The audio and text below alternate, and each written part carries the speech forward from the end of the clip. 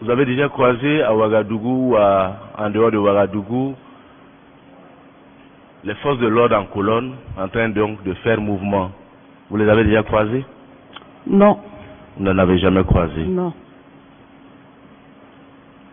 Moi, j'en ai croisé plusieurs fois.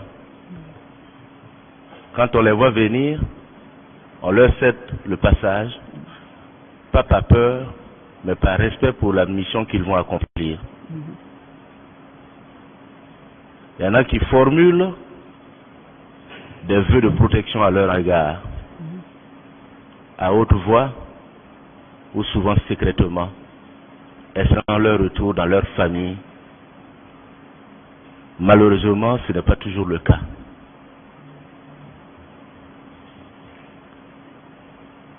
À l'occasion de la commémoration donc de la fête nationale, vous avez vu des personnes qu'on a décorées. Pas n'importe quelle personne. Des personnes qui ont été mutilées parce que elles veillaient sur notre sécurité. Vous et moi, nous dormons en ville. Ces personnes, souvent, sont souvent les piliers de leur famille.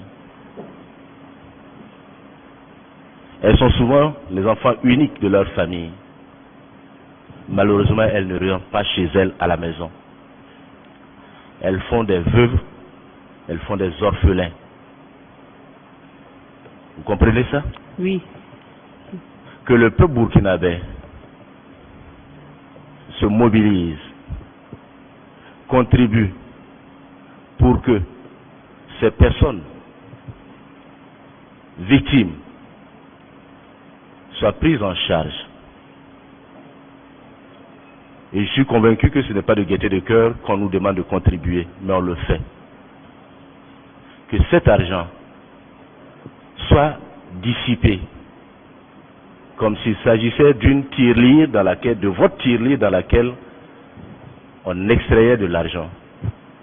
Ce n'est pas du tout intéressant, je vous avais déjà fait cette observation. Au regard de votre situation personnelle, que vous avez expliqué à monsieur le procureur,